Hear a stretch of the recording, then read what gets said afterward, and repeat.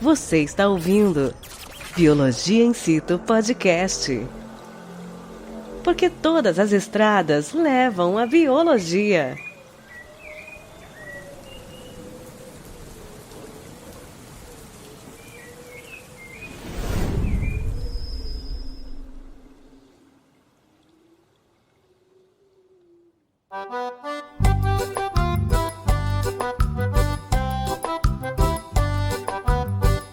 Olá, bio-ouvinte! Tudo bem com vocês? Tomara que sim! Eu sou Ricardo Gomes, biólogo, e estou aqui de volta com a também bióloga Eloá Caramuru. Olá, pessoal! E aí, como vocês estão? Estou aqui de novo para mais um episódio. E aí, como vocês estão?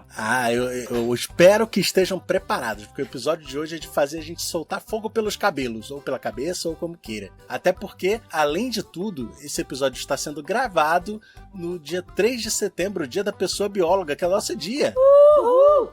Aê, galera! Ele vai ao ar um pouquinho depois. É verdade, vai no ar um pouquinho, mas nós estamos também gravando no dia, né, da pessoa bióloga. Lembrando que biólogo trabalha o quê? Sábado e domingo, não é mesmo, pessoal? Mas é isso. 24 horas por dia. É isso. Para ganharmos... meio salário mínimo sem direitos trabalhistas. Exatamente, sem direitos trabalhistas. Mas não que eu esteja reclamando, não. Não, a gente não tá reclamando nada aqui, mas vamos voltar ao nosso episódio, pessoal. Eu tô aqui acompanhando o Ricardo hoje nesse episódio para falar um pouquinho, mas que é muito pouco comentado sobre a nossa cultura, né, Ricardo? E como vocês podem perceber aí pelo título, a gente faz mistério aqui, mas o título sempre dá o assunto do episódio. A proposta é resgatar memórias que nós temos a respeito da época em que tínhamos um contato mais próximo com o folclore brasileiro e que, para a grande maioria, elas permanecem lá na educação infantil, né, ou no início do ensino fundamental. Aquela época boa, quando a nossa preocupação era pintar com cores diversas os desenhos que as professoras davam. Poxa, Ricardo falando isso, deu até pra sentir um cheirinho bom daquele tempo, né? Daquele cheirinho de folha sulfite que tinha, que passava pelo mimeógrafo, álcool. Gente, a velhice chega para todos, não é mesmo? Eu não sei do que você tá falando. Gente. Eu não sei do que você tá falando. Quando eu nasci, já tinha muitos anos que tinha impressora ali. Impressora 3D, né? Mas é aí, galera, vocês estão preparados para esse episódio? Então, vamos lá.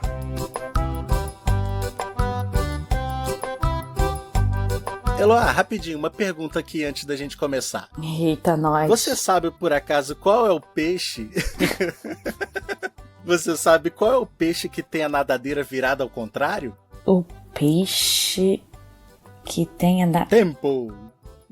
O peixe... Não sei. Vai ver. Não sabe? É o pirarocurupira. Nossa senhora. Vai. Gente, olha só, lembrando que tá aqui eu e Ricardo gravando esse episódio, né? Mas por trás tem o Vitor, né? Que tá nos bastidores, que é o nosso diretor, né? E fica aqui comandando a gente para que o episódio saia da melhor forma. Gente, com certeza o Vitor está virando os olhos nesse momento. Que pena que vocês não podem ver, porque com certeza... Mas é isso, gente. Desculpa pela piadinha péssima do Ricardo, mas vamos lá. Tudo bem.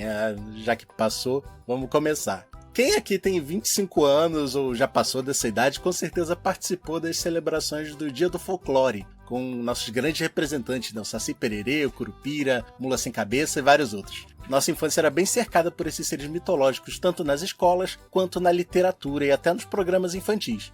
Haja Monteiro Lobato também e o Sítio do Pica-Pau Amarelo, né? Mas parando para refletir um pouco, será que essas são só histórias que contamos para entreter as crianças, despertar a imaginação ou fazê-las dormir?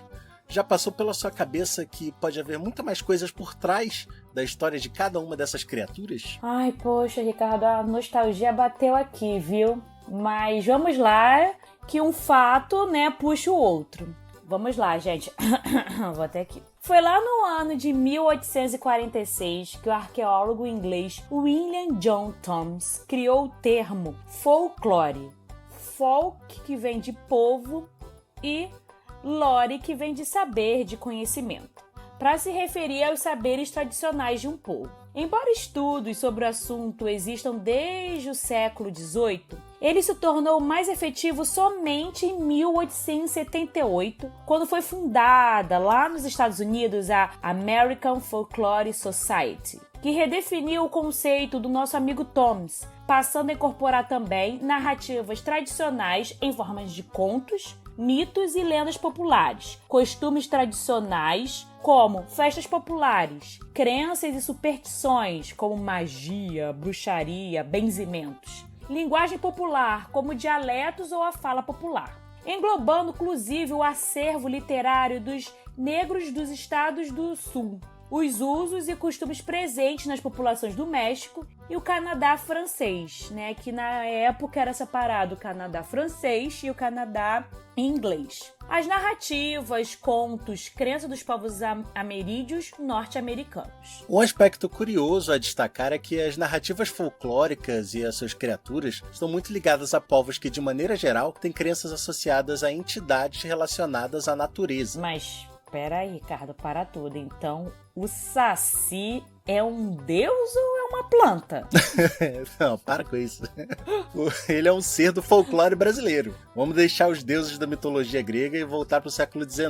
Já já a gente fala mais sobre o Saci e companhia. Então, pessoal, voltando ao nosso tópico, então, o folclore ganhou mais estímulo quando as histórias dos povos nativos das Américas, principalmente dos países que compõem a América Latina, se tornaram mais conhecidas. E quer saber mais curiosidades interessantes sobre o folclore? Só ficar aqui conosco até o final. É bem provável que depois disso você queira, inclusive, mandar esse episódio para um amiguinho ou uma amiguinha, né? Que tal? É isso aí. Quer mais exemplos de fatos curiosos? Você sabia que, apesar de ter muito prestígio no Brasil, a qualidade, né, não o doce, a lenda do lobisomem teve origem na Grécia Antiga e foi ganhando vários novos formatos em cada cultura que incorporava ela? Ah, tadinho. E pensar que ele começou como Licaon, um rei grego que costumava realizar sacrifícios humanos com as pessoas que o visitavam. E por tentar matar Zeus, o todo-poderoso Senhor do Olimpo, foi punido por ele e condenado a viver como lobo. E por falar em Olimpo, Zeus, não podemos deixar de pensar em mitologia e associá-la à nossa realidade, né? Será que as criaturas e lendas do nosso folclore podem ser consideradas mitologia?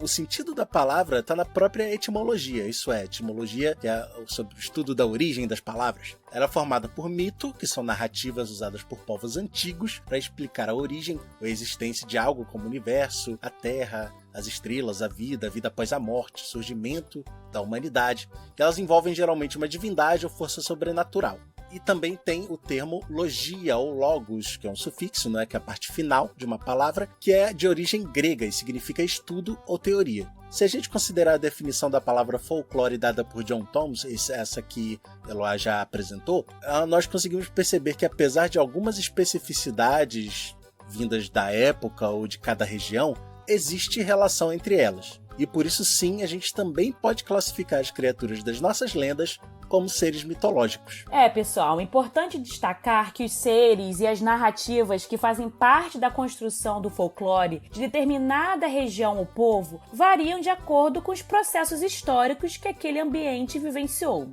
Talvez por isso alguns contos são considerados meio sem pé nem cabeça por algumas pessoas. Ou talvez com muitos pés e cabeças, né? E como será que tudo isso começou aqui nesse Brasilzão grande sem porteira? Ricardo, bom, sabemos que quando os portugueses chegaram ao Brasil e começaram o seu processo de, entre aspas, colonização, né, que não foi colonização, já viviam aqui os povos originários, os nossos indígenas, que tinham sua própria e rica cultura. Com o passar do tempo e por diversas razões, outros povos foram chegando e trazendo sua cultura, incorporando-a que aqui encontravam. O resultado dessas inclusões acaba enriquecendo o nosso vocabulário, as nossas crenças, os nossos hábitos alimentares, as festas populares, a nossa própria cultura, né? Enfim. Por anos a fio foram se criando novas narrativas, lendas, mitos, canções sobre entidades que, segundo a crença, existiam nas florestas, rios, mares e lugares inexplorados. Mas foi só no século XX, em 1951, no primeiro Congresso Brasileiro de Folclore, que tiveram início os debates sobre o assunto, com nomes como Mário de Andrade e Silvio Romero, entre outros, também, intermediando discussões e elencando as características do folclore nacional. Isso mesmo, pessoal. Foi apontado, por exemplo, o fato de a maioria das manifestações folclóricas serem anônimas. E isso tem a ver com uma outra característica: serem transmitidas oralmente, o que impede, então, o seu registro e a identificação do autor. O fato de marcar o regionalismo e estar basicamente associado ao passado, embora possa incluir novos costumes contemporâneos, são outras duas características presentes na Carta do Folclore, oriunda do Congresso de 1951. Por sua vez, o 8º Congresso Brasileiro de Folclore, ocorrido em 95, em uma releitura dessa primeira carta do folclore que Eloá falou de 51, passou a definir o folclore como conjunto das criações culturais de uma comunidade, baseado nas suas tradições expressas individualmente ou coletivamente, representativo de sua identidade social. Dessa forma, incorporando como fatores de identificação também os critérios de aceitação coletiva, tradicionalidade, dinamicidade e funcionalidade. Não podemos deixar de falar também que, mesmo representando a identidade do Brasil, nosso folclore recebeu influência europeia, principalmente de Portugal. Cavalhadas, Bumba Meu Boi, Fandango, Farra do Boi, a cuca, o bicho-papão. Da África vêm os instrumentos musicais, o tambor, o atabaque, a cuíca, cantos e danças, o jongo, a umbigada, o maracatu, e a musicalidade, o afoxé, o samba, entre muitos outros. Isso mesmo, e que tal a gente observar essa influência nas nossas lendas? Então senta que lá vem a história. A lenda da Iara, ou a lenda da Mãe d'Água, por exemplo, que tem origem na região amazônica, conta que ela era filha de um cacique e invejada pelos irmãos por ser uma guerreira muito melhor que eles e ser a preferida do pai. Por essa razão, eles decidiram matá-la, mas por ser muito hábil, foi ela quem matou os irmãos. O pai, então, decide castigá-la e manda que a joguem no rio, no encontro do Rio Negro com os Solimões. Salva pelos peixes, que a transformaram em uma sereia, ela passa a viver nas profundezas dos rios, mas costuma subir à superfície para mostrar os seus encantos, conquistar os homens desavisados e levá-los ao fundo para morrerem afogados. Que, diga-se de passagem, é o final do filme do Tom Hanks com sereia. Não sei como as pessoas acham que aquele filme tem um final feliz. Ela leva ele para morrer. Amei essa história, Arrepiei de cabeça aos pés. Bem, continuemos. É o Tom Hanks que não gostou. O Tom Hanks que não gostou muito, mas eu amei. Bem, continuemos. Importante perceber que a narrativa se constrói com elementos característicos do Brasil, como a presença indígena, os rios ligados à região norte, mas é importante destacar também que as sereias, metade mulher, metade peixe, ou sirenas, metade pássaro e metade mulher, como também eram conhecidas, já faziam parte das narrativas mitológicas desde a antiguidade e tinham a função de alertar os homens, principalmente os marinheiros, sobre os perigos do mar. E como chegou por aqui? Certamente algum brasileiro ou alguém que vivia no Brasil tomou contato com a história quando esteve na Europa. Trouxe-a pra cá e a partir daí ela foi sendo recontada, adaptada aos nossos costumes e incorporado então ao nosso folclore. Ou seja, mesmo tendo como inspiração ou modelo algo que vem de fora, a narrativa vai permear e tomar base nos elementos de um determinado local, o modo de vida, as crenças do povo daquela região. E é isso que torna as lendas, mitos, canções muito únicas. Agora que já definimos os conceitos, que tal a gente falar um pouquinho mais do nosso folclore, Ricardo? O que você acha? Vamos falar do nosso folclore sim, mas antes eu tenho uma outra perguntinha. Ai, senhor, lá vem, gente, lá vem. Essa é fácil, essa é fácil. Ó, qual é o nome do pet da Tata Werneck? O pet da Tata Werneck. Eloá, você sabe? Não sei. É o Boi Tatá. Não, sério, não. Não, sério, caraca. Não, sério. Só ele pra me fazer rir num domingo à noite, é isso. Caraca, não.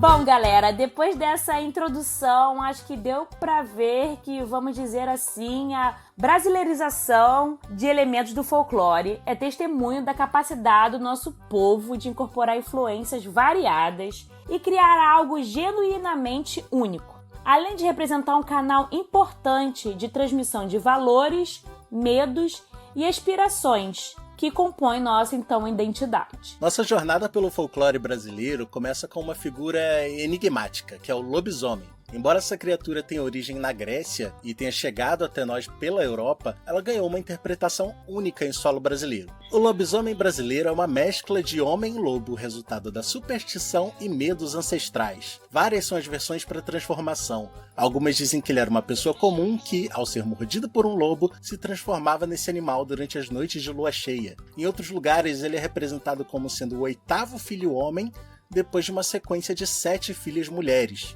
Embora existam várias outras versões, em todas elas é apresentado um ser violento que sai em busca de sangue, matando qualquer ser vivo que encontra pelo caminho. Nossa, nem pensar em andar sozinho à noite por lugares desertos, né? Vivemos na cidade, mas vai que, né? Enfim, vamos, né, nos proteger, gente. Cidade Invisível mostrou que eles aparecem na cidade também. É verdade, Cidade Invisível mostrou, gente. A série que está no... Pra gente fazer uma propaganda aqui. No streaming que não patrocina esse podcast. É verdade. Embora violentas... Ai, gente, eu adorava filme de lobisomem desde pequena. Enfim. Embora violentas, não podemos nos esquecer de que narrativas como essa tinham importante função: alertar as pessoas a tomar cuidado quando andassem sozinhas à noite por caminhos desertos. Afinal, quando o perigo é grande e o cuidado necessário, o medo é o mais eficaz dos conselhos, né? E quando a Yara, a tal sereia sedutora, sobre quem comentamos há pouco, podemos dizer que por trás de toda a beleza se esconde também uma história de advertência sobre os perigos das águas. A Yara personifica a relação complexa do povo brasileiro com a natureza e a água, refletindo a harmonia e, por vezes, a hostilidade da selva amazônica. Interessante, né? Você já tinha pensado sobre esse outro lado das narrativas folclóricas, B-ouvinte? Continuando nossa jornada pelo folclore da região amazônica, temos o boto cor-de-rosa. Essa criatura mística é retratada como um boto que se transforma em um homem galanteador durante as festas noturnas. Um boto nada mais nada menos do que um golfinho, ou um animal parecido com o golfinho, da mesma família que os golfinhos. O boto cor-de-rosa é conhecido por seduzir mulheres desavisadas, deixando-as grávidas e desaparecendo depois, assim como muitos pais brasileiros. O boto cor-de-rosa simboliza não apenas a beleza dos rios amazônicos, mas também o mistério e maravilhas escondidas sob a superfície. E tem mais! Nossas vovós contam que o boto é sempre o culpado pelas gravidezes e por isso é preciso ter muito cuidado quando se vai às festas. Mas quase nunca tocam no fato de muitas mulheres usarem essa lenda para justificar o motivo de seu filho ou filha não ter pai. Coitadinho do boto, tadinho. Hashtag somos todos boto. Mas também, quando não é lobisomem, é boto, né? Não pode sair de casa. O pessoal no interior, a gente acha que a vida é mais calma, né? Não. Né? Nada. O pessoal fica com medo do boto ou com medo do lobisomem. Bom, vamos deixar um pouquinho de lado as histórias em si. Vocês sabem como elas passam de geração em geração? Com certeza, escritores são fundamentais na preservação e adaptação do folclore. Monteiro Lobato, por exemplo, com a sua coletânea de obras do Sítio do Pica-Pau Amarelo, trouxe essas figuras para a literatura infantil, onde personagens como a Cuca, o Saci e a Emília ganharam vida e se tornaram ícones da cultura popular. Você lembra deles, Eloá? Ai, não tem como esquecer, né? O medo que eu tinha da Cuca me pegar daqui, me pegar de lá, nunca passou. Mas será que nossos biovintes se lembram de todos eles? Quem é um pouquinho mais velho deve lembrar sim. Quem pegou o mimeógrafo também, que nem você falou, deve lembrar. Sim. Com certeza. E quem é mais novo, já não sei, já não posso garantir, né? Mas se ainda não conhece, tem a missão de ler os livros ou assistir a série que passava na TV. Foram umas 3 versões já dessa série, né? 3 versões. A primeira lá em preto e branco, depois a que eu vi, que já era a segunda, e ainda teve mais uma. Teve mais uma. Que realmente botaram uma criança pra fazer a Emília, né? Ela não era uma adulta gigante maior que as crianças. Verdade, verdade. Então, vamos finalizar esse papo aqui que a gente já conta um pouco mais sobre eles na sequência, pode ser? Combinadíssimo, Ricardo. Então, galera, no rico cenário da literatura brasileira, temos escritores notáveis que seguiram os passos de Monteiro Lobato, incorporando o folclore em suas narrativas. Por exemplo, Luiz da Câmara Cascudo nos presenteou com um dicionário do folclore brasileiro, um tesouro de lendas e mitos.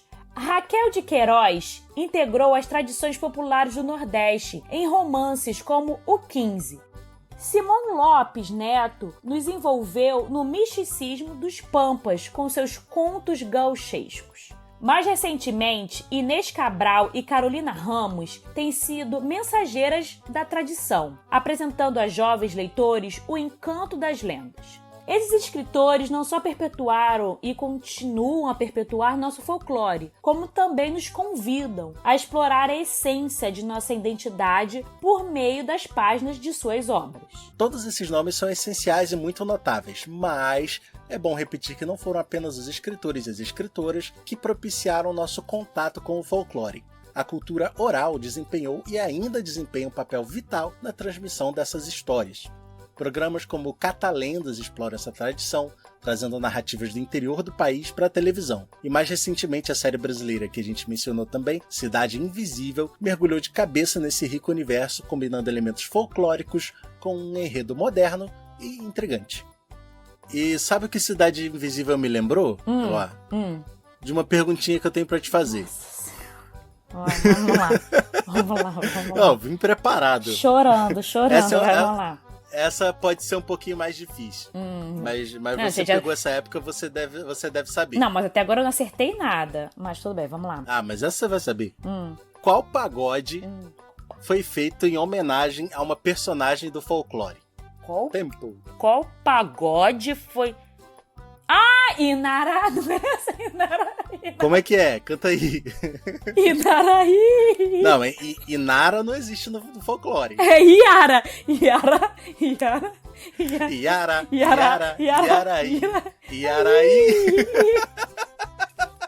Viu? Eu só sei que essa porque é um pagode.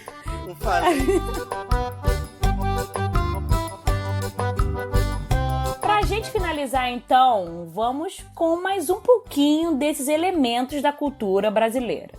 A figura da Cuca, presente no folclore brasileiro, é amplamente reconhecida como uma bruxa de natureza bem sinistra. Caracterizada por sua aparência aterrorizante, com corpo e cabeça de jacaré, unhas descomunais e risadas estridentes. A narrativa lendária atribui a ela um ciclo de sono peculiar, despertando apenas uma vez a cada 7 anos, período em que costuma aterrorizar a imaginação das crianças, associando suas travessuras a eventuais desobediência aos pais. E você sabe o porquê dela provocar tanto medo nas crianças? Imagina como deve ser terrível conviver com a ameaça de que a Cuca pode estar à espreita, sempre pronta para punir o infrator. Pois é, isso servia tanto como um conto de advertência em muitos lares, quanto uma forma bem terrível, diga-se de passagem, de se conseguir a obediência das crianças. Além disso, a longevidade da Cuca também é um traço notável, pois a lenda sugere que ela pode viver até 1000 anos. E curiosamente, à medida que ela envelhece, ela põe um novo ovo da sua morada, que dá origem à próxima Cuca, uma nova Cuca, e essa sucessão sinistra adiciona camadas à narrativa, insinuando que o legado da Cuca nunca desaparece realmente, ele se renova, com cada encarnação se mostrando mais cruel que a anterior. Socorro! Calma, Ricardo. Calma. Contudo, olhando por um lado menos ameaçador, a origem da lenda da Cuca revela uma fusão fascinante de influências culturais ligadas ao folclore português. A primeira ligada à tradição da Coca, uma bruxa com cabeça de abóbora que assombrava as procissões. Pode ter encontrado solo fértil para se desenvolver aqui no Brasil. Por outro lado, a própria palavra cuca apresenta conotações variadas, como, por exemplo, o significado de abóbora na província do Minho, aliando-se às imagens esculpidas com o formato do fruto, usado nas festividades. Outra possível conexão é com o personagem Farricoco, associado às procissões em Algarve, que também pode ter contribuído para a formação do nosso mito da cuca, né? E quer saber de 2 outros detalhes curiosos a esse respeito? Lá na Espanha, as figuras de abóboras esculpidas presentes nas festividades de Halloween também são chamadas de coca, que significa cabeça. Além disso, a palavra cuca em angolano tem a conotação de avô ou avó, evocando a ideia de idade e de ancestralidade. Ou seja, tudo isso serve para ressaltar a complexa transformação das tradições à medida que viajam pelas culturas e pelos continentes. E a gente poderia até ter se safado de ter um jacaré fêmea perseguidor de criancinhas por aqui, né? Mas já que nós temos isso, você sabe onde isso começou? Segundo as pesquisadoras Ferrari e Foschiera, ou Foschiera, não sei a pronúncia certa, há 2 possíveis origens para a criação dessa personagem introduzida pelo Monteiro Lobato em 1921, no livro O Saci. E segundo ambas, as raízes culturais são intrigantes. A primeira sugere que a sua inspiração deriva da personagem folclórica portuguesa de que falamos há pouco, que foi trazida ao Brasil durante o período de colonização, que era a Coca, uma bruxa vestida com uma túnica e capuz que participava das antigas procissões. Já o segundo cenário insinua uma ligação entre a Cuca e Taurete ou Tueres, a deusa egípcia protetora das mulheres em parto e da fertilidade, que aparece em posição ereta, com a cabeça de hipopótamo, pernas e braços de leão, cauda de crocodilo e seios humanos pendentes. Trata-se de uma entidade monstruosa que tinha a função de afastar maus espíritos de crianças e de mulheres grávidas. Nesse contexto, Lobato teria feito adaptações dos traços da Cuca, mesclando características de leões e hipopótamos para representar um jacaré, que é o animal típico daqui do Brasil. Esse entrelaçamento cultural e simbólico ressalta a forma como mitos e lendas podem ser reinterpretados e reinventados ao longo do tempo e em diferentes contextos, contribuindo então para a riqueza da nossa herança cultural. Olha só, mas você vê como uma coisa puxa a outra, né? Porque se essa segundo cenário fala de uma possível origem numa deusa egípcia, essa é a famosa mistura do Brasil com o Egito que o El Chan sempre falou, né? E a gente não ligava El Chan Monteiro Lobato, né? Nossa senhora, ele tá demais hoje, tá gente. Aí essa ligação ele também. Ele tá demais hoje. Caraca. Uma outra coisa curiosa é que Lobato, na língua portuguesa, é o diminutivo de lobo. Então seria Monteiro Lobato o lobisomem brasileiro? Nossa senhora. E como falar do folclore brasileiro sem falar no Saci, né, galera? Simplesmente não dá. Quem chuta aí de onde ele surgiu? O Saci não chuta, né? Senão ele cai. Não, outros piar. Gente, ele tá piadista nesse episódio. Mas eu vou contar pra vocês da onde que o Saci surgiu. O danado do Saci Pererê, ou também chamado de Matim Pererê, ou ainda Matita Perê, é tão famoso que desde 2005 tem lá no estado de São Paulo e nas cidades de Vitória, no Espírito Santo, em Poços de Caldas e Uberaba, que fica lá em Minas, e Fortaleza e Independência, lá no Ceará, o dia 31 de outubro, dedicado a ele, com direito à comemoração e tudo. O Saci é famosíssimo. As lendas tupis inicialmente descrevem como uma ave que emite notas musicais contrastantes, com o propósito de desorientar os viajantes. Entretanto, ao longo do tempo e com a influência de elementos africanos e europeus, essa figura inicial passou por transformações marcantes e se tornou o nosso conhecido moleque negro. Gradualmente, também ele passa a ser aquele que causa problemas no ambiente rural, tais como deixar as porteiras abertas para os animais fugirem, azedar o leite, criar emaranhados na cria dos cavalos, assustar os viajantes e por aí vai. Sua imagem também muda, passando a apresentar traços de rebeldia, sagacidade, dissimulação e até de desonestidade. Além disso, a influência da visão que as elites têm em relação aos negros também se reflete na evolução do mito do Saci, com a representação da entidade ganhando uma perna só, atributo de um garoto travesso, aroma de enxofre e uma predisposição para pegar peças, né, ou uma predisposição para o caos, a icônica carapuça vermelha se torna a fonte do seu poder e quando é retirada dele, submete o Saci ao controle da pessoa que tá com a touca dele, com o capuz vermelho, como se fosse um escravizado mesmo. Galerinha, vocês perceberam que o nosso folclore realmente é muito rico. Tem muito mais figuras e vai muito além, muito além do que nós falamos aqui. Já que além dos mitos, lendas, contos populares, inclui também ritos e cerimônias religiosas e sociais, brincadeiras, provérbios, adivinhações, comidas, vestiários próprios, adornos, orações, maldições, xingamentos e encantamentos, danças, também cantorias, desafios, as famosas trava-línguas, festas, artesanato, medicina popular e entre muitos outros. Nossa, mas sobrou outros que parece que você falou todos. Exatamente. Bom, mas depois disso tudo, que não foi tudo, eu acho que cabe aqui uma adivinhação, Nossa, né? não. Eu já fiz tantas perguntinhas Nossa hoje. senhora, não, mas vamos lá. Eu acho que é a última, pessoal. Será? Mas vamos lá, o que é o que é? Uma árvore com 12 galhos, cada galho com 30 frutas, cada fruta com 24 sementes. E aí? E aí, pessoal, pensa aí um pouquinho. O que vocês acham? Querido ouvinte, com certeza alguns conseguem deduzir, né? 12 galhos se refere ao ano, 30 frutas ao mês e 24 sementes às horas do dia. Olha aí, mais uma que ela acerta, maravilha. E pra finalizar, vai uma piada de papagaio, porque tava pouco. Tava pouquíssimo, vamos lá. Então, um homem entra numa loja de animais, não, a pet shop, querendo comprar um papagaio. Ao ver 3 papagaios idênticos, iguaizinhos, um do lado do outro ali. Imagina lá, 3 papagaios empoleirados, Tá bom, tô três imaginando iguais. aqui, tô imaginando. Aí ele pergunta pro cara da loja, né? Quanto que custa, né? Quanto que custa esse papagaio aí? Aí o cara fala, o da esquerda custa R$500. Mas por que tão caro assim? É porque esse aí, ele sabe operar o computador. Não, tudo bem, né? Tá falando. E o da direita, quanto é? É R$1.000. Caraca. Mas é mais caro ainda. Nossa, caro mesmo. Porque esse aí, além de operar o computador, ele domina Cloud, Python e chatbot. Nossa, nem eu sei o que é. O pai tem um programa aí, mas pô, esse papagaio aí, top. Não, vai que ele sabe mexer no chat GPT, aí ele domina o mundo. É verdade.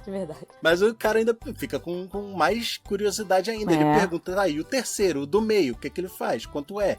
O cara fala, é R$5.000. Que isso? Uai, mas o que ele é tão mais caro assim que os outros? O cara responde, né? Na verdade, eu nunca vi esse papagaio fazer nada, mas os outros 2 chamam ele de chefe. Gente, como são os chefes de vocês, não é mesmo?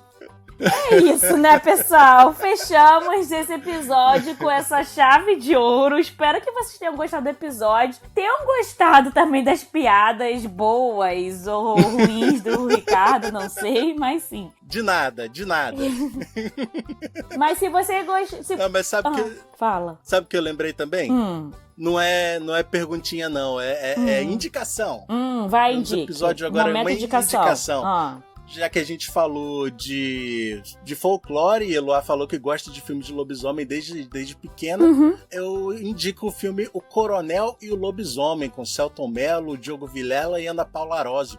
É um filme nacional, né? Claramente, com esse elenco. E é muito legal, cara. O que conta toda essa... Ele se dá, basicamente, num tribunal em que o coronel está acusando um outro rapaz de ser um lobisomem. E aí eles ficam debatendo, ele fica se defendendo, não sou lobisomem, fica, lobisomem sim, não sou lobisomem, não sou, fica nessa. Mas é muito bom. É antigo esse filme? Deve ser dos anos 2000 ali, entre 2000 e 2010. Eu nunca assisti, galera. É a época que a Ana Paula Arósio estava na ativa, né? Sim. Ela tá sumida já faz um tempo. É verdade. Muito obrigada pela sua indicação, Ricardo, muito obrigada. De nada. Mas pra terminar também, eu vou te fazer uma última perguntinha. Nossa senhora. Vai, caraca. Vai. Não tô aguentando, mas vai. Pra terminar, qual é a figura do folclore que não sabe limpar direito a casa? Que não sabe limpar direito a casa? Não sabe? Peraí, calma, tô pensando. Você está certa disso? Eu não sabia. Não sei. Posso perguntar? Pode falar, vai, não sei. É a Caipoeira. Nossa senhora, não. Gente, vamos finalizar. Palmas, palmas. Gente, vamos finalizar Palmas. esse episódio. Porque senão vai ser daqui, né? Vai ser de arrasta pra baixo, né? Mas é isso, pessoal. Obrigada, pessoal. Espero que vocês gostem desse episódio, tá bom? Compartilhem muito. Beijinhos e até a próxima. Tchau, tchau.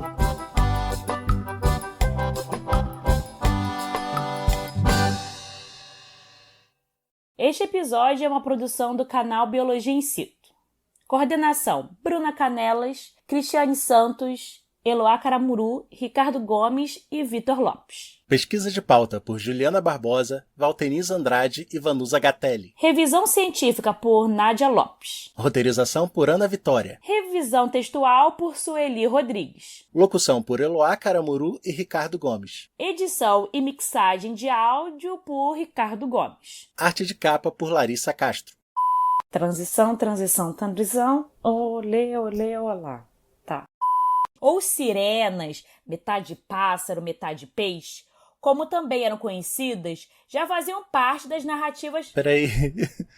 É metade pássaro, metade peixe mesmo? Não era metade pássaro, metade mulher? Porque metade pássaro, metade peixe é um avoador. Peixe que... Não sei. Então, pessoal, vamos para a transição. Vai. Bom, algumas dizem que ele era uma pessoa comum, que ao ser mordida por um lobo... Mordida. A Yara De novo. A Yara personifica, tá? Não tem como esquecer... não, e olha, eu tava lendo a sua fala. Muito bom. O Vitor marcando bem aqui, nosso diretor marcando bem, vai. Ali, ó, siga as instruções. Integrou as tradições populares do Nordeste em romance... Gente, não tá indo. Vamos lá. Comeu miojo, aí ele enrola a língua. É verdade. Aí, tentar colocar aí o trecho da música da Cuca, né? Tá. Vamos lá. Essa aí é a música da Cuca? Vamos lá. E a gente poderia até ser safado, não. Então, essa parte é muito boa.